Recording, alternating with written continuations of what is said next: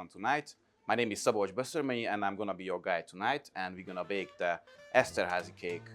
And the history of this cake is a bit debated, but what you need to know is there was a Eszterházy nobleman in Hungary and it was his favorite cake. During this event, I'm gonna ask you to come out and participate and help me. So now what we're gonna do first, we got the dark chocolate and a little bit of oil, and we're gonna melt it. And later on, we're gonna make the top of the cake. And then for that, you don't want it to be too hot because that is much harder to work with. It's really runny. While it's heating, I prepared 10 egg whites, pinch of salt, and we're gonna use this machine to beat it. It's gonna take about 8 minutes. So the chocolate is starting to melt, you can see. And I even turn this off because it's already warm enough for the rest to melt. And we don't want it to be too hot. So what I prepared here is like a plastic bag, which we're gonna pull it from. And if you don't have one of these, you can make it from baking parchment as well. In the meantime, I'm gonna add the sugar gradually. Can you just pour the chocolate with a spoon inside? Thank you very much. A little bit more sugar. Oh, thank you very much. You're very good. You've done this before? Okay. So I'm adding some more sugar. Thank you. Tonight we're gonna make 22 centimeter circles. And the easy way to do that is if you have pen or pencil, and you're just gonna, or maybe I could have asked someone to do that, but. And what you do after that, turn it upside down, so the ink is not on the side which is gonna touch the pastry. We're gonna make 5 pieces of layers in our cake. So now you're waiting for that. You're gonna add some more sugar. Maybe turn it up a little bit. Yeah. Still gonna be about 5 minutes. And in the meantime, got some grated walnut, 350 grams, and this baking wall. Mihai, the owner of the restaurant, he made all the ceramics, and I got some flour. So if someone is brave enough to mix the two for me, I'm gonna give a spatula to you. And here's the flour. And what I do, I filter the flour before, so if there are some bigger pieces, it's not gonna get into the pastry. Okay, I'm gonna add the remaining sugar. Okay. Because usually when you bake any kind of pastry, you mix the dry ingredients first, and then you add the liquid. Thank you very much. The only thing you probably don't have home is an oven like that. In that case, what I would advise, to check how many trays you can fit at once, and if you cannot do all at once, just do half of the amount, make the pastry, bake it, then do the other half, because if you would wait 10 minutes for one half to cook, to bake, then the pastry might get a bit flat. Yeah, you can see it's not falling off, but it's still soft. It's like a very nice creamy texture. So for that, what we're gonna do, usually I say when you do that, try not to break the foam. So what you want to do, just like fold it, stir it, fold.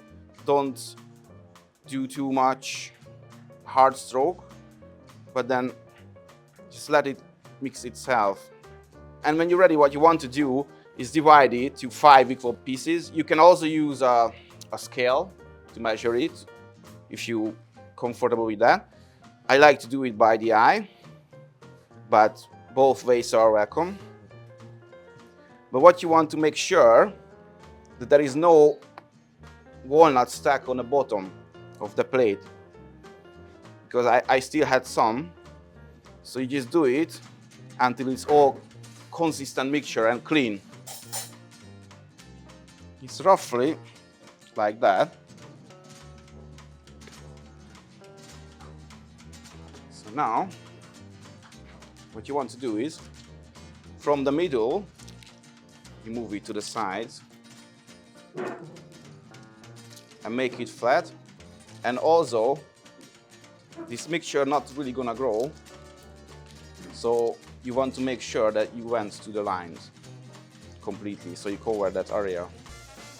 And don't worry if it's a bit over, because later on we can cut it to size.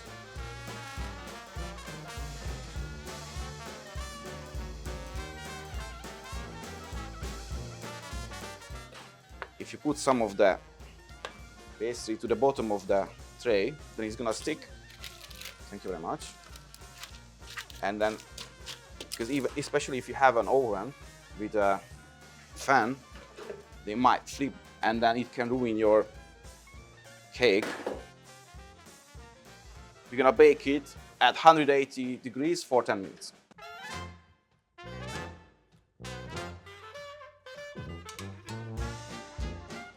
We're gonna use some lukewarm milk, 3 tablespoons of flour, 2 bags of vanilla sugar or 14 grams of vanilla sugar, 5 egg yolks, and 2 tablespoons of brandy. And we also have 300 grams of room temperature butter, but that's for later. And also I have a temperature meter.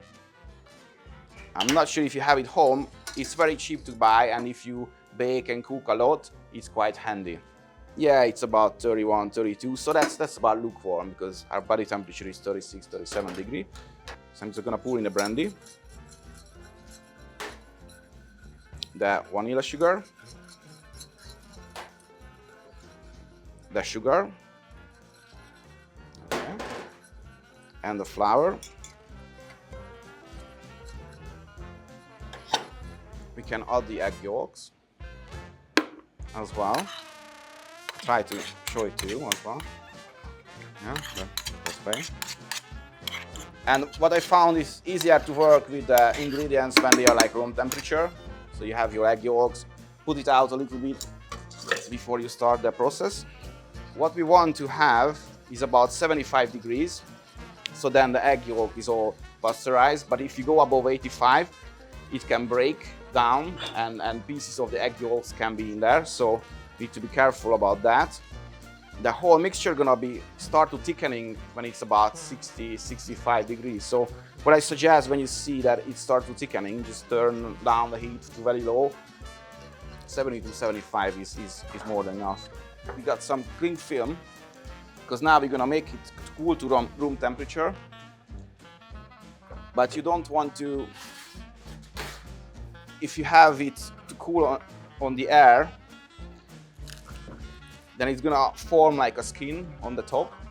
But if you put cling film on it, it's gonna prevent it from that. What you want to do is to put the cling film on top of, so it's gonna completely seal from the air and it's not gonna have any layer on top of it. Okay. So now we need to wait for it for 2 hours to cool down, so please do something in the meantime. But here's what I prepared earlier. So it's already at room temperature, and as you see, sometimes the cling film got some on the top.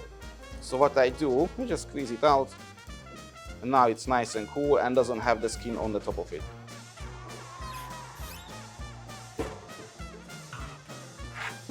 Okay, you see? It's got a bit dark or golden brown color. As you can see, it's not perfectly flat. Don't you worry. I'm just gonna gently apply a little bit of pressure, so just even it out.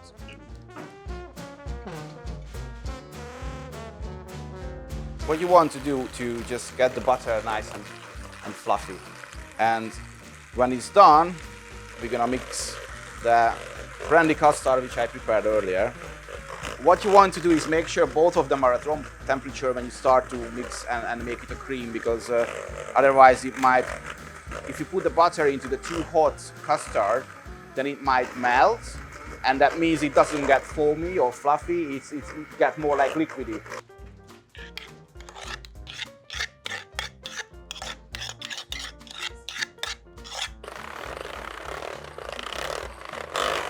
Just mix it constantly until you get a nice thick foam. Okay, and you can see it's a nice cream. Fine. So it's about 900 grams. So what I'm gonna do is use 200 grams for the fillings, for 4 layers, and then leave 100 grams about for the side of the cake. So you turn it over and slowly start to pull back. And some gonna stick to the paper anyway, but it comes off really nicely. To make a nice even cake, you just remove the little bit from the side, not much. They are all right size. And now we have a special tool for making cakes.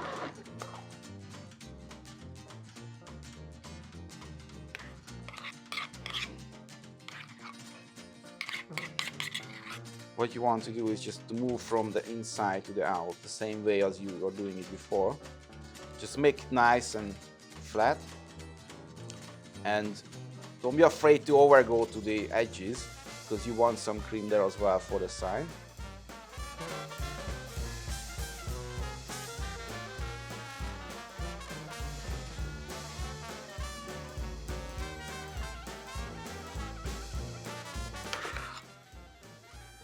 Right.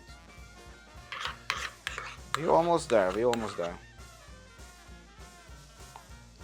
So what you want to do is you move it up from on the side. And don't worry about it if it's not perfect, because we're gonna cover it with ground walnut. So for the next step, I got some ground walnut.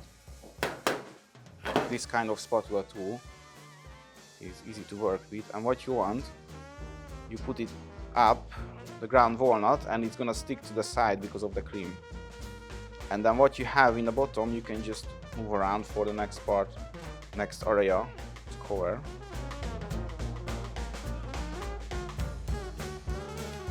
So really low heat, as you can see, it's just chocolate pellets. You can use any chocolate what you can get from the shop. How are you gonna use this tool? You can use a knife, anything what you have home. What you want is to pour it to the middle first. I mean, really, with the cake, we do all the same, just with different parts. Yeah, you put something in the middle, we spread out.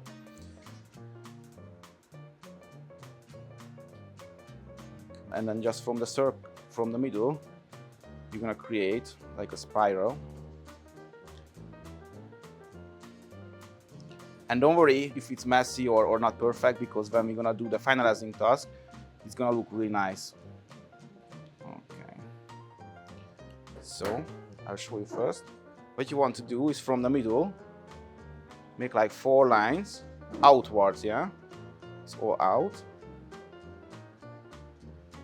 And now, because you're gonna make a 12 slice, between each you're gonna make 2, but from the outside in. So 1 and 2. So we got like 3 slices in. Yes, it's because the pattern, so you go inward and outward as well. Yes, very good.